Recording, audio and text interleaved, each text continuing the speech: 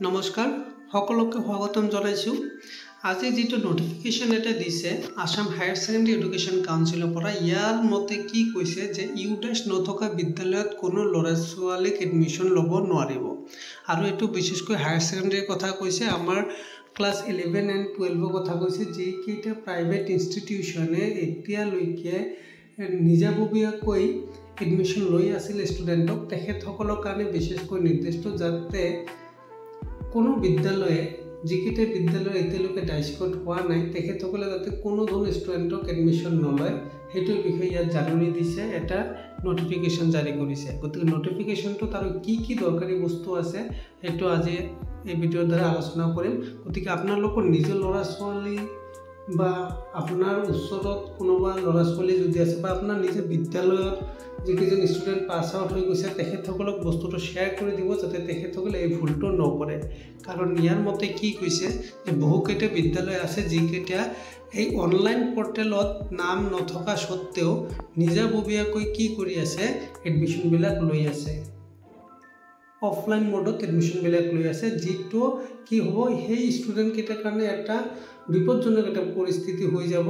কাৰণ তেখেতসকলৰ সেই ডকুমেণ্টছটো ইনভেলিড দেখাব, ভেলিড নহ'ব বুলি কৈছে।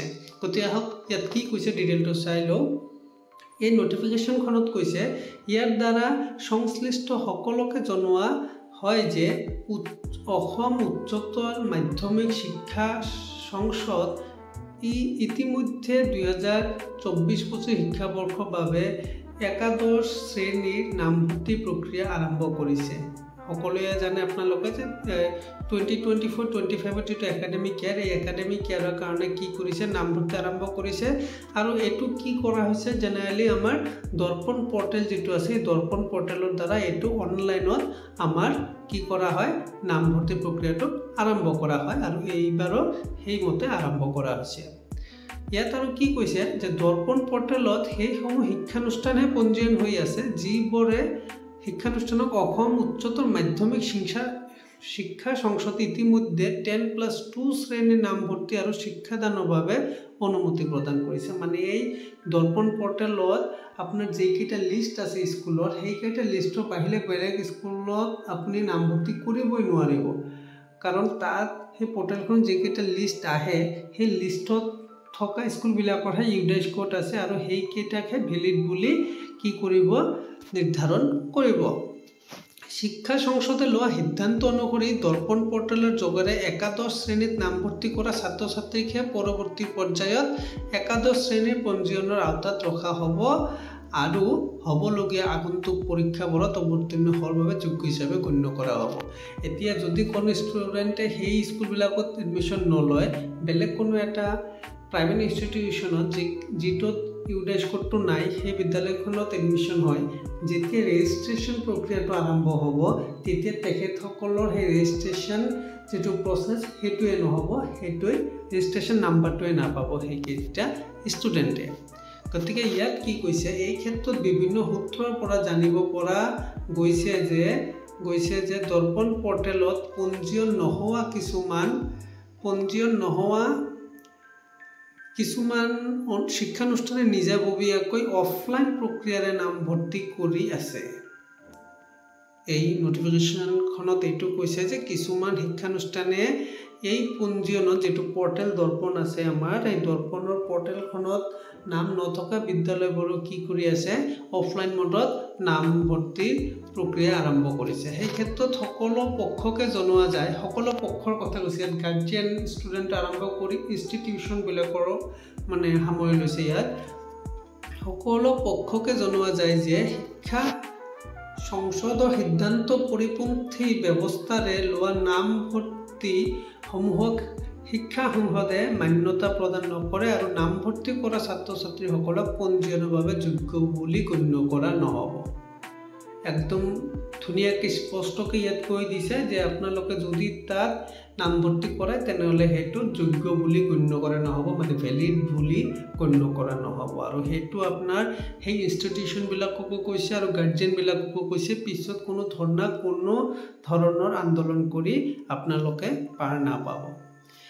ইয়াৰ পিছত আৰু কি কৈছে সেয়েহে ইয়াৰ দ্বাৰা সংশ্লিষ্ট ইয়াৰ দ্বাৰা সংশ্লিষ্ট সকলো শিক্ষানুষ্ঠান অভিভাৱক আৰু ছাত্ৰ ছাত্ৰীক জনোৱা যায় যে একাদশ শ্ৰেণীত যাতে দৰ্পণ পৰ্টেলৰ যোগেৰেহে নামভৰ্তি প্ৰক্ৰিয়া সম্পাদন কৰে, অন্যথা শিক্ষা সংসদে দৰ্পণ পৰ্টেলৰ জৰিয়তে নোলোৱা নামভৰ্তিসমূহৰ ক্ষেত্ৰত পঞ্জীয়নৰ ব্যৱস্থা কৰাৰ পৰা বিৰত থাকিব। একদম স্পষ্টকৈ কৈছে, যদি আপোনালোকে পৰ্টেলত থকা দৰ্পণ পৰ্টেলত থকা স্কুলবিলাকৰ বা ইনষ্টিটিউটবিলাকৰ কলেজবিলাকৰ বাহিৰে বেলেগ কোনো ইনষ্টিটিউশ্যনত আপুনি এডমিশ্যন লয়, অফলাইন মোডত এডমিশ্যন লয়, পিছত যদি আপোনালোকে ৰিকুৱেষ্ট কৰে যে আপোনালোকৰ ৰেজিষ্ট্ৰেশ্যন প্ৰচেছটো যাতে কৰে, সেইটো কৰিব নোৱাৰে বা বিৰত থাকিব বুলি কৈছে, সেইটো কৰিব নিদিয়ে বুলি কৈছে। গতিকে আপোনালোকে সকলোৱে সচেতন হওক, এই ভুলটো নকৰিব, কাৰণ সেইটো আপোনাৰ এটা পিক টাইম আপোনাৰ ষ্টুডেণ্টবিলাকৰ, আপোনাৰ নিজৰ ল'ৰা ছোৱালীবিলাকৰ কোনো মানে নন ইউডাইজ থকা বিদ্যালয়বিলাকত, ইউডাইজ নথকা বিদ্যালয়বিলাকত আপোনালোকে নিদিব। যেতিয়া আপুনি যাব সেইটো অফলাইন মোডত ভুলতো নাযাব। এইবাৰ এডমিশ্যন ল'বলৈ একদম দৰ্পণ পৰ্টেলত যিটো আছে অনলাইন ৰেজিষ্ট্ৰেশ্যন যি ধৰণে হয়, যি ধৰণে এপ্লাই কৰে, ঠিক তেনেদৰে যাওক, তেনেদৰে কৰক। যদি কোনো বিদ্যালয়ৰ নাম তাত নাই, কাৰো কথা নুশুনিব, কাৰো মতে নচলিব, আপুনি যিটো অনলাইনত আছে সেইমতে চলক। যিকেইটা বিদ্যালয় আছে সেইকেইটা বিদ্যালয়ৰ পৰা আপোনাৰ পচন্দৰ বিদ্যালয়খন বাছি উলিয়াই তাত নিজৰ ল'ৰা ছোৱালীক এডমিশ্যন কৰাই দিয়ক।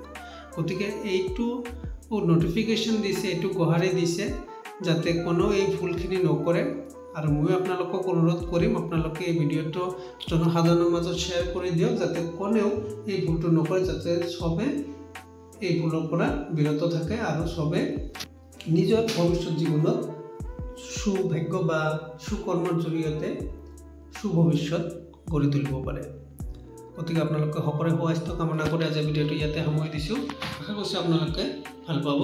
ধন্যবাদ।